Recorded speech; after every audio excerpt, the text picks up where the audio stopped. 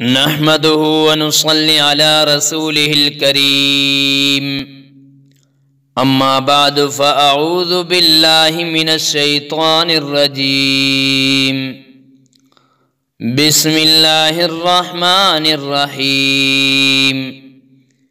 غسل کا طریقہ: سب سے پہلے دونوں ہاتھ گھٹنوں تک دھوئیں، پھر اگر جسم کے کسی حصہ پر نجاست ہو تو اس کو صاف کرے اور 3 مرتبہ دھوئے۔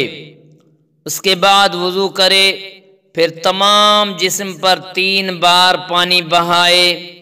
جسم اور سر کا کوئی حصہ خشک نہیں رہنا چاہیے۔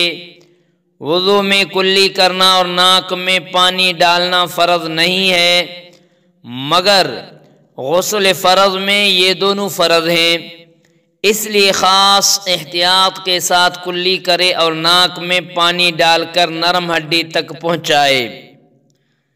مسئلہ نمبر 1، اگر سر پر پانی ڈالنے سے بیماری کا خوف ہو یا کسی زخم پر پٹی بندی ہو اور زخم پر پانی لگنے سے نقصان کا خطرہ ہو تو ایسی صورت میں ان کا مسح کرے اور پانی سے محفوظ رکھے۔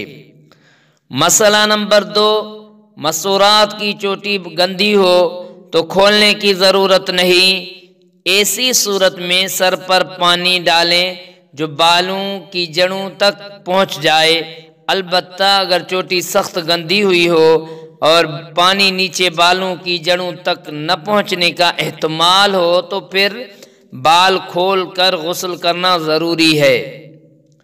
مسئلہ نمبر 3، غسل کے وقت قبلہ رخ نہیں ہونا چاہیے۔ یہ تھا غسل کا طریقہ اور کچھ مسائل۔ اللہ تعالیٰ ان پر عمل کرنے کی توفیق عطا فرمائے۔